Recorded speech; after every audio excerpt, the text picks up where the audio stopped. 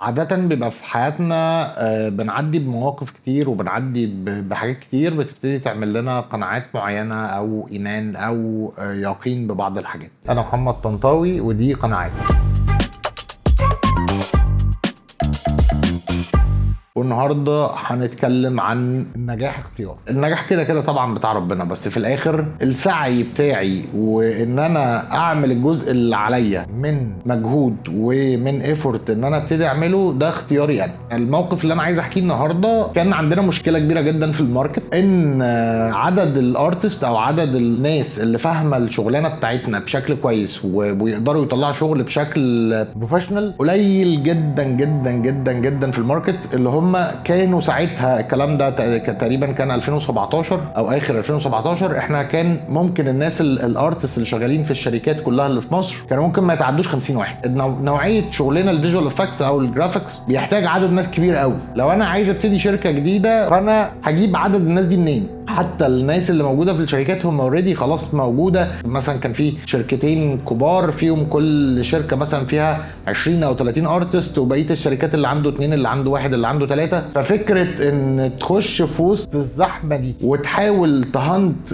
ناس، حتى لو عملت ده وانت لسه شركه صغيره وشركه لسه مش معروفه ولسه ملهاش اسم، في الاخر كنت هتقدر تجمع 5 ارتست، هتجمع 10. الموضوع كان صعب جدا. كنا قبل ما نبتدي شركه ترند في اف اكس، كان جزء من اللي احنا بادئين بيه ترند ان انا عملت كورس. الكورس ده جبت ناس عندها البيزكس، يعني حتى ما يعرفوش البرامج اللي احنا شغالين بيها، ممكن يبقوا يعرفوا شويه فوتوشوب مش عارف ايه، عندهم بيزكس وعندهم شغف وعندهم حب ان هم يشتغلوا الشغلانه دي. فعملت ساعتها اعلان على الفيسبوك: يا جماعه انا بجهز ناس للسيزون الجديد. حتى ما كنتش قلت ساعتها ان انا بفتح شركه او الكلام ده كله. هعمل كورس، الكورس ده 2 ليفلز وحاجات كده، واللي عايز يجي يبتدي يقدم وبتاع. ساعتها اشترك معايا في الكورس ده تقريبا 90 واحد. 90 واحد دول قسمتهم تقريبا 4 مجموعات او حاجه شبه كده. كنت بعمل معاهم الكورس ده 2 ليفلز. الليفل الاولاني كان تقريبا شهر ونص، كنت بديهم حاجات جنرال في برنامج اسمه نيوك. ده برنامج بتاع كومبوزيت يعني، او حاجه زي الفوتوشوب كده بس على فيديو. صراحه انا كنت في الكورس ده كنت بعتبر نفسي لايف كوتش اكتر من ان انا داخل بشرح حاجه فيجوال افكتس، لان انا كنت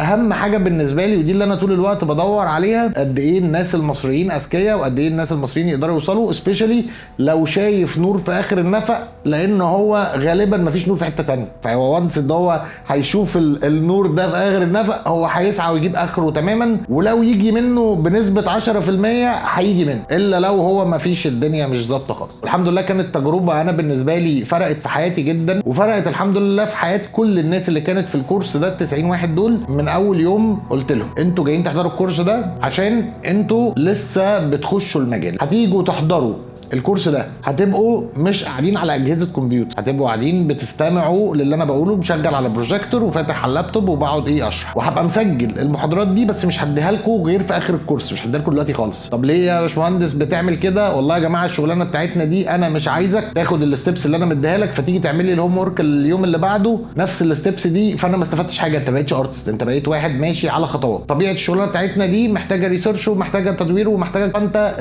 المعلومات او المفاهيم اللي انا بكلمك عليها انت ما كنتش تسمع عنها قبل كده. فهمتك يعني ايه روتو، فهمتك يعني ايه كذا، يعني ايه بينتنج، يعني بتاع الكلام ده كله، اكتب ورايا، واما تيجي تطبق هتنسى حاجات طبيعي. لما تنسى دور على اليوتيوب ودور في كذا ودور في كذا، حاول توصل للمعلومه وتعمل بيها التطبيق بتاع المره الجايه. وقلت لهم بوضوح: يا جماعه معاكم فرصه، اللي مش عايز يكمل ما يكملش، هو ده سيستم الكورس، واللي هيجي مش عامل الهوم ورك مره او الثانيه مش هيكمل الكورس برضه، هرجع له فلوسه ومش عايزه معايا في الكورس. فانا في خلال الفتره دي انا فاكر محاضره كويس جدا، تاني محاضره، اول ما ابتديت: يا جماعه الناس تطلع الهوم ورك اللي طالبه منهم. فابتدت الحجج: والله يا باشمهندس النت عندنا قاطع، النت امبارح قطع عندي في البيت وما كنتش عارف اعمل ايه، عملت حاجات بس لسه ما كملت، اصل انا المشكله الجهاز بتاعي عطل، الحياه صعبه وانا جاي الدنيا كانت زحمه، اصل انا شغال الصبح وما عنديش وقت تمام، اصل انا المعلومه صعبه. قلت لهم: يا جماعه انا دلوقتي عندي اختيار من الاختيارين، يا اما تيجي تقول لي اصل النت قطع عشان احنا النت عندنا في مصر وحش وانا في قريه مش عارف ايه، فاقول لك والله بص المشكله احنا عندنا الظروف في مصر صعبه وانت مرغم على اللي انت فيه، فمعلش بقى ربنا معاك، بس المره الجايه شد حيلك واعمل لي الهوم ورك وبتاع عشان ده مستقبلك وبتاع. او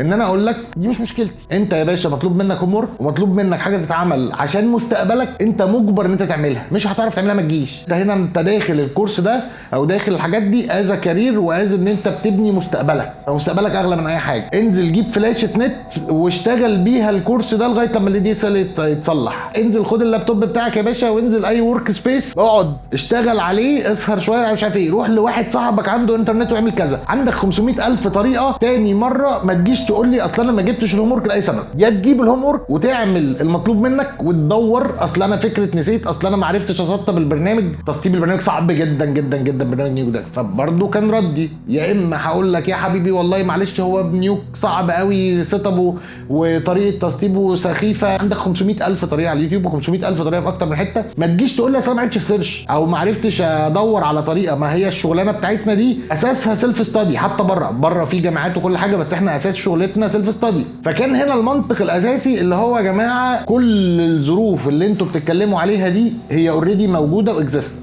الاختيار ما بين ان انت تعدي الظروف دي ويقولوا فلان كان عنده ظروف خارقه وكان عنده ظروف صعبه وكان ما عندوش جهاز قوي وما عندوش كذا ومش عندوش كذا والنت كان صعب ومش عارف ايه، ايا كان الموضوع بس عرف يتخطى الكلام ده وينجح، او ان يتقال يا حرام ظروف البلد صعبه، ظروف الدراسه صعبه، اصله ما درسش الكلام ده في الكليه، اصل كان حد مستقصده، اصل كان فلان عامل له، اصل كان كذا، يا حرام فشل وحياته اتدمرت عشان هو الحياه صعبه. تعاطف الناس مش هيكسبك حاجه تماما. الظروف موجوده تماما، هتتغير لما انت تعمل حاجه مختلفه. وده كان الكونسبت الاساسي اللي انا كنت عامله في الكورس دوت، ان انا الشهر ونص دول بدرب ارتست بمنطق ان انا مش جايب طالب بعلمه حاجه، انا جايب ارتست بجهزه للشغل. وكنت واضح معاهم من الاول انا مفيش وعود لحد ان يشتغل معايا، انت جاي تتعلم هيحصل طريقه التعليم 1 2 3 4، عاجبك تمام، مش عاجبك خد فلوسك وامشي. ماليش اي وعود ان انا اشغلك او اي حاجه من الحاجات دي. انا بعمل لايف كوتشنج للناس دي، بديهم طريقه ازاي تحارب عشان توصل اللي انت عايزه. ان انا بعمل برين ووش. الناس كملت، كانوا حوالي 90 واحد وانا بشرح لهم على البروجيكتور، كل قاعدين ورايا بيكتبوا، انا مديهم الكونسبت وبيروحوا يطبقوا في البيت. ولما بينسوا الحاجه اللي هو الطبيعي هينسوها بيدوروا عليها على اليوتيوب وبيدوروا عليها على كذا ريسورس. حوالي شهر ونص. في خلال الشهر ونص دول، وده بالنسبه للناس اللي فاهمه شغلانتنا ده ريكورد، حاجه ما تحصلش، الناس دي عملت شوريل باللي هم اتعلموه في شهر ونص. وما حصلتش غير عشان الناس اتحطت قدام نفسها. واللي حصل ان انا اخترت من ال 90 واحد دول 30 واحد دخلت بيهم ليفل 2. دول بقى ساعتها كانت الشركه اوريدي استابلشد. خدت ال 30 دول قسمتهم كورسين، كورس 3 دي وكورس كومبوزيت، ودول بقى كانوا بيتدربوا في الشركه، واللي هو معظمهم بقوا من الليدز اللي موجودين في الشركه حاليا، اللي هم بقى لهم 8 سنين شغالين معانا، وتقريبا تقريبا معظمهم موجود معانا من ساعتها. حتى اللي ما طلعش وما اختارش من ال 30، ناس دخلت كملت اونلاين.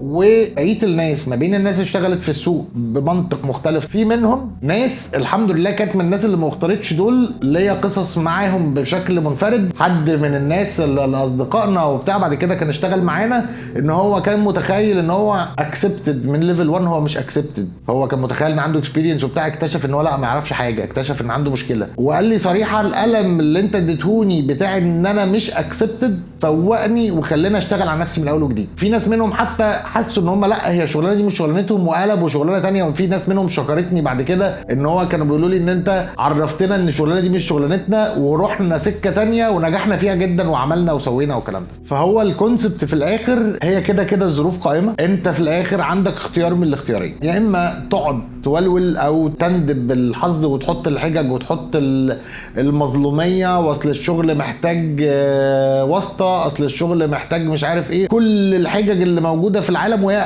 حجج فاليد وموجوده. انا هنا ما بقولكش ان هي حجج مش موجوده او ان انت بتقول حجج مش حقيقيه، موجوده وحقيقيه، بس في الاخر النتيجه الحجج دي ان هي هتوقفك. اخرك هتكسب تعاطف الناس، وتعاطف الناس بيوصل عند مرحله بيتحول من تعاطف لقرف. يا عيني الظروف قهرته، انت ما استفدتش حاجه والناس ما استفادتش حاجه. بس اختيار ان هو ده عرف يعدي كل الظروف دي وعرف يلاقي لنفسه طريق اللي هم كتير جدا واللي ناس كتير قوي عرفت تعمله، وتحدى كل الظروف الصعبه الموجوده، واصل كان مين بيضطهده، واصل مش عارف ايه وكل الكلام ده، وما شاء الله عليه بقى حاجه كويسه وعمل وسوى. ده المطلوب وده اللي انت هتستفيد بيه. اي حاجه تانية غير مفيده. لازم ابقى واقف مع نفسي كويس قوي وحاسب حساباتي كويس قوي. في الاخر كل كله بايد ربنا، بس لازم اعمل اللي عليا تماما. فعلا فعلا في بلاد اللي ما بيعرفش يشتغل بيموت من غير عشاء عادي جدا، احنا هنا على الاقل ما بيحصلش ده في مصر يعني، او يعني في الدول العربيه والدول الاسلاميه بشكل ما. ففي الاخر هو القرار بايدك. انا محمد طنطاوي، ودي كانت قناعتي النهارده، النجاح اختيار.